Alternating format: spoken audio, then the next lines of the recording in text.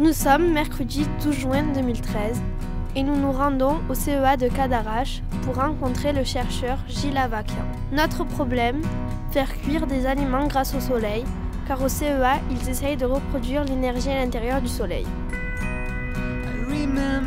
Nous étions venus à Cadarache avec beaucoup de questions sur la cuisson solaire et Gilles Avakian nous a démontré que nous pouvions faire cuire plusieurs types d'aliments avec le soleil. Action.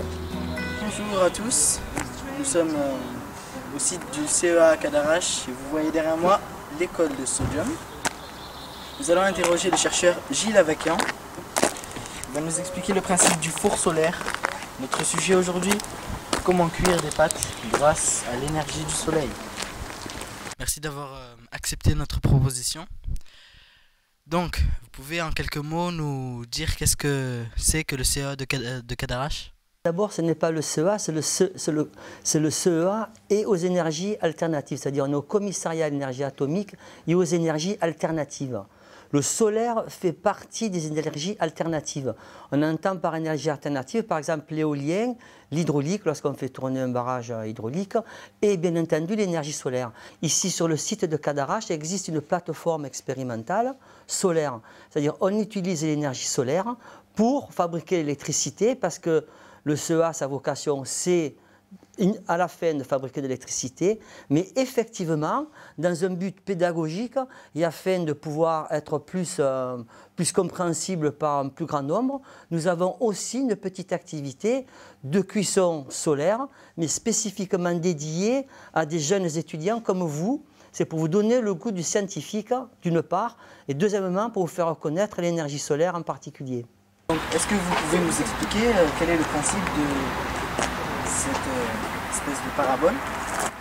Alors là, vous avez une parabole qui permet de faire des cuissons à haute température. À savoir, par exemple, pour faire des œufs au plat, pour faire des omelettes, ou faire cuire des légumes. La parabole permet d'accéder à des températures un peu plus élevées. On va concentrer les rayons du soleil en un point, d'accord? Alors vous voyez là, comment c'est? Regardez. Donc on concentre les rayons du soleil ici. On essaye de l'orienter correctement. Voilà, voilà. Est-ce que vous voyez la différence là, entre ici et ici?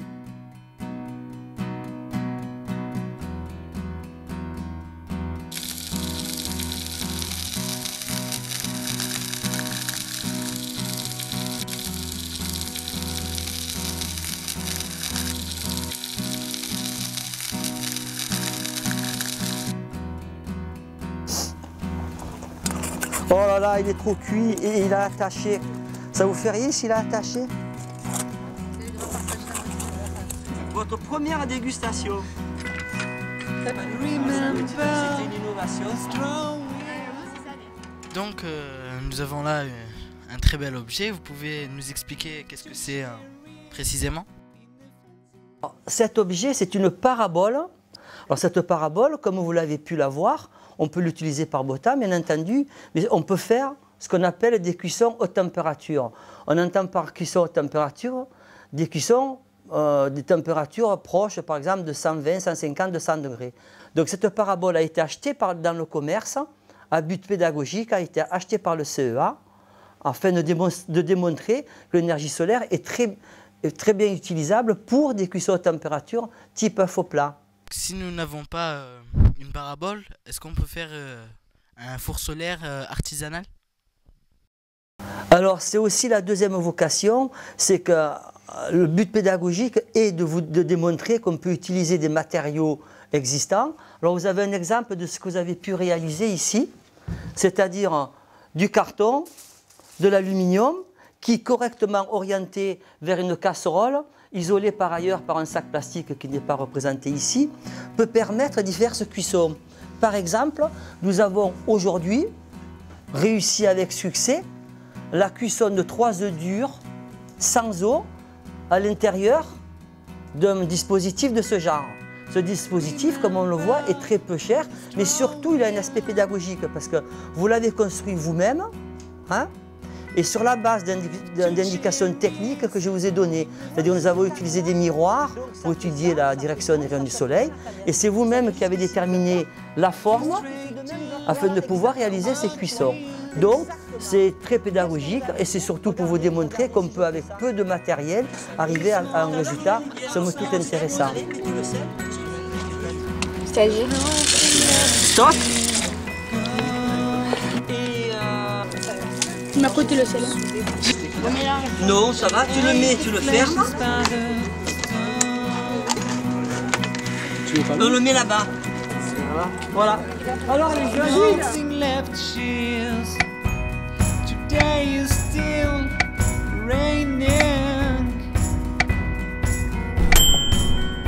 goûtez. Ça marche pas, je te Si ça marche. Reste comme tu es, stop. Et stop, doucement. C'est cuit, c'est pas. Ou c'est trop cuit. Voilà. Mais quelqu'un peut goûter? Ah, tu vois, il est sorti un peu d'eau. Et ça fait rien. Allez, donnez-moi vos impressions. Hein.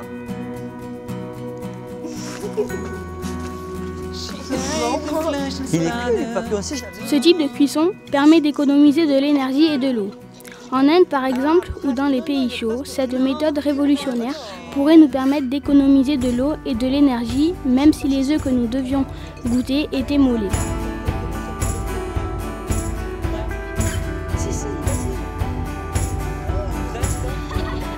Monsieur Avakian pense que cette méthode se développera dans le monde entier.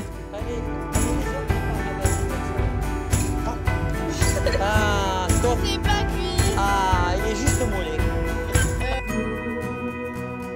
Je suis Abdé oui, votre reporter. Je suis Julie Escoulier et je suis votre caméraman. Je suis Mathilde Zaragoza et je suis la voix off et la presse écrite. Je suis Sarah Laquéal et je suis la voix off et la presse écrite.